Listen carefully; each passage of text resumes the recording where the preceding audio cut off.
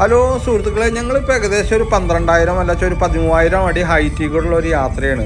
അതായത് ഹിമാചൽ പ്രദേശിലെ കിനോർ ഡിസ്ട്രിക്റ്റിൽ കാസ എന്ന് പറഞ്ഞ സ്ഥലത്ത് കൂടെയാണ് ഞങ്ങൾ യാത്ര ചെയ്യുന്നത്. അതായത് അവിടെ ഒരു സ്പിറ്റി വാലി എന്ന് പറഞ്ഞിട്ടൊരു വാലി ഉണ്ട്. അവിടെ കീ മൊണാസ്ട്രി എന്നല്ല സ്പിറ്റി മൊണാസ്ട്രി എന്നൊക്കെ പറയുന്ന ഒരു മൊണാസ്ട്രി കാണാനുള്ള യാത്രയാണ്. ഈ പോണ വഴി എന്ന് പറഞ്ഞു കഴിഞ്ഞാൽ രണ്ട് സൈഡിലും മഞ്ഞ് നിറഞ്ഞ മലകളും കാര്യങ്ങളൊക്കെ അതിൻ്റെ പേരിൽ തന്നെ നല്ല തണുപ്പാണ്. നല്ല തന്നെ അത്യാവശ്യം തണുപ്പുണ്ട്. അപ്പോൾ അത് ഈ കാണുന്നതാണ് സ്പിറ്റി മൊണാസ്ട്രിയുടെ എൻട്രൻസ് ഗേറ്റ് ഇട്ടാ കണ്ടാ. ഇത് ഒരുവിധം മൊണാസ്ട്രികൾക്കൊക്കെ ഇങ്ങനത്തെ ഒരു എൻട്രൻസ് ഗേറ്റ് കാണാം. നമ്മൾ ഇവിടുത്തെ ഈ തിബറ്റൻ കോളനി ഇല്ലേ കർണാടകത്തിൽ കുശാൽ നഗറിൽ, അവിടെ പോയാൽ പോലും ഇതേ രീതിയിലുള്ള ഗേറ്റുകൾ നമുക്ക് കാണാൻ പറ്റും. ഇപ്പോൾ ഇവിടത്തേക്ക് ഒരു സീസൺ സ്റ്റാർട്ട് ചെയ്തേക്കാണ്. കാരണം ഇവിടെ ഇപ്പോൾ ഒരു സമ്മറായി തുടങ്ങി. അതുകൊണ്ട് തന്നെ ഇപ്പോൾ മെയ് മാസം ഒരു പകുതി അവിടെ കൂടിയിട്ടാണ് ഞങ്ങളിവിടെ എത്തിയിട്ടുള്ളത്. അതുകൊണ്ട് തന്നെ ഇവിടെ അത്യാവശ്യം മഞ്ഞൊക്കെ ഒഴിഞ്ഞിട്ടുള്ള ഒരു സ്ഥലമാണ് ഇപ്പോൾ. അത് ശരിക്കും വിൻ്റർ ടൈമൊക്കെയാണ് വെച്ചെങ്കിൽ ഇവിടേക്കൊന്നും അടുക്കാൻ പറ്റില്ല. അത്രയധികം മഞ്ഞ് നിറഞ്ഞ് കിടക്കുന്ന സ്ഥലങ്ങളാണ് ഈ കാണുന്നതൊക്കെയും. അപ്പോൾ നമ്മൾ സ്പിറ്റി മൊണാസ്ട്രിയാണ് കാണുന്നത്. അപ്പോൾ കണ്ടാ ആ സ്പിറ്റി മൊണാസ്ട്രി അടുത്തെത്തിയിരിക്കുകയാണ്. അപ്പോൾ അവിടെ വണ്ടി പാർക്ക് ചെയ്യുന്നു, നമുക്ക് അതിൻ്റെ ഉള്ളിൽ പോകാം.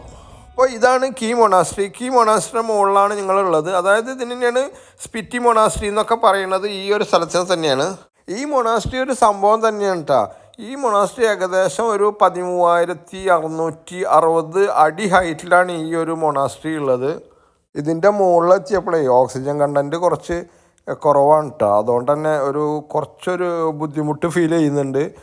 പിന്നെ എന്ന് പറഞ്ഞു കഴിഞ്ഞാൽ ഇവിടെ വന്നു കഴിഞ്ഞാൽ ഒരു 2 ദിവസമൊക്കെ നിന്നിട്ട് നമ്മളിവിടെ നടക്കുകയാണെന്ന് വെച്ച് കഴിഞ്ഞാൽ നമുക്ക് ആ ഒരു പ്രശ്നം ഫീൽ ചെയ്യില്ല. ഇപ്പോൾ ശരിക്കും പറഞ്ഞു കഴിഞ്ഞാൽ ബ്രീത്തിങ് ഒരു വിഷയം തന്നെയാണ്. അപ്പോൾ ഞങ്ങൾ കാറ് പാർക്കിങ് ചെയ്തു. ഇവിടെ കാറ് പാർക്ക് ചെയ്യാനൊക്കെ സൗകര്യം ഉണ്ട് കേട്ടോ നല്ല.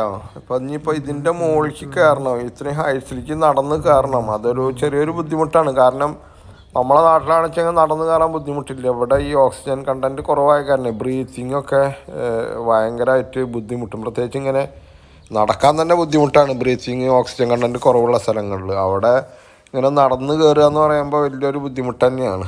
ഇവിടെ നിന്ന് അധികം ടൂറിസ്റ്റുകളൊന്നും ഇല്ല കേട്ടോ. അതുമാത്രമല്ല ഇവിടുത്തെ സന്യാസികളില്ല, ബുദ്ധഭിക്ഷുക്കൾ അല്ല ചെങ്ങ മോങ്സ് എന്നൊക്കെ പറയില്ലേ, അവരൊക്കെ വളരെ കുറവാണ്. ഇവിടെ ഒരു സോവിനീർ ഷോപ്പ് ഉണ്ട്. അത് കഴിഞ്ഞ് കഴിഞ്ഞതിൻ്റെ ഉള്ളിലേക്ക് വന്നു കഴിഞ്ഞ് കഴിഞ്ഞാൽ ഇവിടെ ഒരു 1-2 കാറ് പാർക്ക് ചെയ്തിട്ടുണ്ടെന്നല്ലാതെ അധികം ആൾക്കാരില്ല. ടൂറിസ്റ്റുകളായിട്ടും ഇല്ല, അല്ലാച്ചെങ്കിൽ ഇവിടുത്തെ ഭക്തരായിട്ടും അധികം ആരും കാണുന്നില്ല. അപ്പോൾ നമുക്ക് ഇതിൻ്റെ ഉള്ളിലൊക്കെ ഒന്ന് കയറി നോക്കാം അല്ലേ. അത്യാവശ്യം പടികൾ കയറിയിട്ട് വേണം ഇതിൻ്റെ ഉള്ളിലേക്ക് കയറാൻ കണ്ടാ. അപ്പോൾ ഇവിടെ ഒരു വലിയൊരു ഹോള് മാതിരി കാണുന്നുണ്ട്. പക്ഷേ ഇവിടെയൊന്നും ആരും ഇല്ല എന്നുള്ളതാണ്. അപ്പോൾ എൻ്റെ കൂടെ വന്ന നമ്മളെ 2 സഹയാത്രികർ മാത്രമേ ഉള്ളൂ. അവർ ഫോട്ടോ ഒക്കെ എടുത്തിട്ട് അങ്ങനെ എൻജോയ് ചെയ്തുകൊണ്ടിരിക്കുന്നു ഉണ്ടാ. അതേമാതിരി നല്ലൊരു എൻട്രൻസ്, ഇത് വേറൊരു എൻട്രൻസാണ് കേട്ടോ, മെയിൻ എൻട്രൻസാണ്. ഈ എൻട്രൻസൊക്കെ ഏകദേശം എല്ലാ തിബറ്റൻ മൊണാസ്ട്രികളിലും ഏകദേശം ഒരേമാതിരി തന്നെയാണ് ഉണ്ടാക്കിയിട്ടുണ്ടാവുക. ഞാൻ പല സ്ഥലത്തും ഇതേമാതിരി മൊണാസ്ട്രി, ഈവൻ നേപ്പാളിൽ പോയപ്പോൾ പോലും അവിടെയും തിബറ്റൻസിൻ്റെ അത് ഇങ്ങനെ തന്നെ. പിന്നെ അതിന് ചുറ്റും മഞ്ഞ് നിറഞ്ഞ് കിടക്കണം മലകളും നിറയെ കാണാണ്ട. ഫുള്ളിയും മഞ്ഞ് നിറഞ്ഞ് കിടക്കണ മലകളാണ്. ഇപ്പം ഞാൻ പറഞ്ഞില്ലേ, ഇപ്പോൾ ശരിക്കും പറഞ്ഞാൽ സമ്മറാണ്, എന്നിട്ട് പോലും മഞ്ഞ് നിറഞ്ഞ് കിടക്കുന്ന ഭാഗങ്ങൾ വളരെ മനോഹരമായിട്ട് തന്നെ നമുക്ക് ഇതിൻ്റെ മുകളിൽ നിന്ന് നോക്കിയാൽ കാണാൻ പറ്റും. ശരിക്കും പറഞ്ഞാൽ ഈ മലയുടെയൊക്കെ അപ്പുറത്തെ സൈഡ് എന്ന് പറഞ്ഞു കഴിഞ്ഞാൽ തിബറ്റാണ്, അതായത് ചൈന. ശരിക്കും പറഞ്ഞാൽ ഈ ഒരു ഏരിയ ഒക്കെ എന്ന് പറഞ്ഞാൽ തിബറ്റൻ സെറ്റിൽമെൻറ്റിൻ്റെ ഭാഗം തന്നെയാണ്. അതായത് പണ്ട് ചൈനീസ് അധിനിവേശം ഉണ്ടായപ്പോൾ തിബറ്റിൽ നിന്ന് കുറേ തിബറ്റൻസ് ഇന്ത്യയിലേക്ക് വന്നു. അതായത് ദലൈലാമയും അങ്ങനെയുള്ള ആൾക്കാരൊക്കെ അവരുടെ കുറച്ച് ഫോളോവേഴ്സൊക്കെ ആയിട്ട് ഇന്ത്യയിൽ വന്നു. അതിൻ്റെ ഭാഗമായിട്ട് വന്നു കൂടിയിട്ടുള്ള ആൾക്കാരാണ് ഈ കാണുന്ന അവരുടെ ഒരു പിൻഗാമികൾ എന്ന് വേണമെങ്കിൽ പറയാം. ഇനിയിപ്പോൾ ഈ പടികൾ കയറി മേപ്പട്ടിക്ക് പോകണ്ട, ഇവിടെ നടക്കാൻ തന്നെ ബുദ്ധിമുട്ടാണ്. കാരണം ഈ ബ്രീത്തിങ്ങിൻ്റെ പ്രശ്നമുള്ളതാണ്.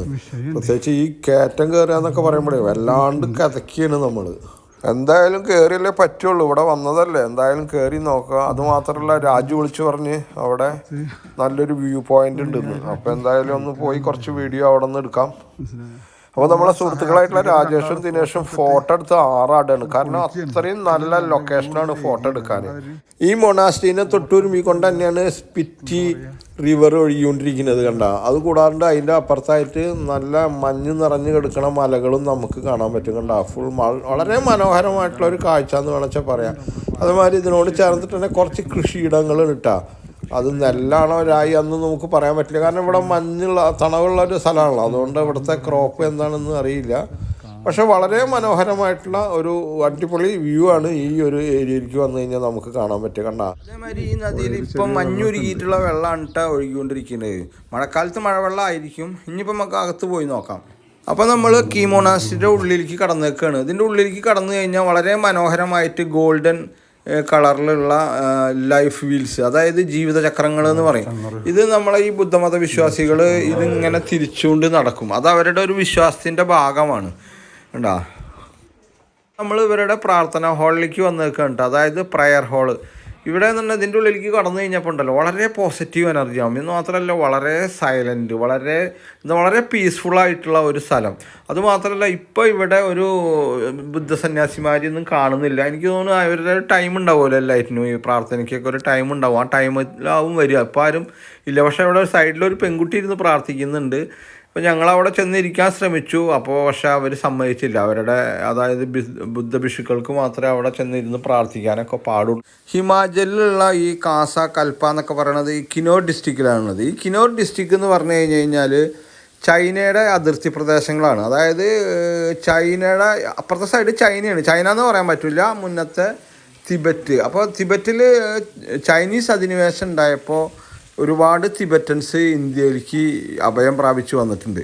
അതിൽ അവരുടെ ആത്മീയ നേതാവാണല്ലോ ദലൈലാമ. അന്ന് ദലൈലാമ താമസിക്കുന്നതും ഹിമാചലിലാണ്. ഹിമാചലിലെ ധർമ്മസ്ഥല എന്ന് പറഞ്ഞിട്ടുള്ള അവിടെ വലിയ മൊണാസ്ട്രികളും കാര്യങ്ങളൊക്കെ ഉണ്ട്.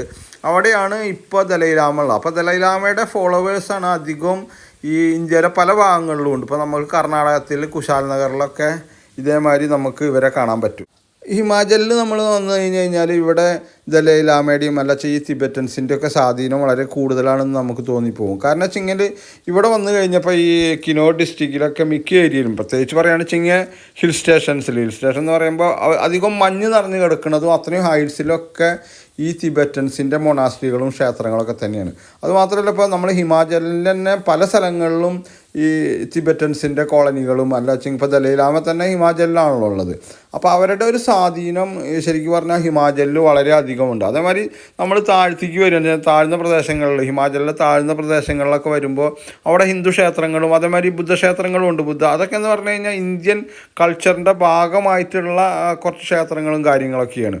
പക്ഷേ ഈ മറ്റുള്ള ഏരിയയിലേക്ക് വരുമ്പോൾ ഹിമാചലിൻ്റെ ഒരു ടോട്ടലായിട്ടുള്ള ഒരു ഇത് നോക്കുമ്പോൾ ഈ തിബറ്റൻസിൻ്റെയും ദലൈലാമയുടെ ഒക്കെ സ്വാധീനം വളരെ അധികം തന്നെയാണ്. അതുകൊണ്ടാണ് മറ്റുള്ള വൈദേശിക മതങ്ങൾക്കൊന്നും കാര്യമായിട്ട് ഈ ഹിമാചലിൽ സ്വാധീനം ചെലുത്താൻ പറ്റിയിട്ടില്ല.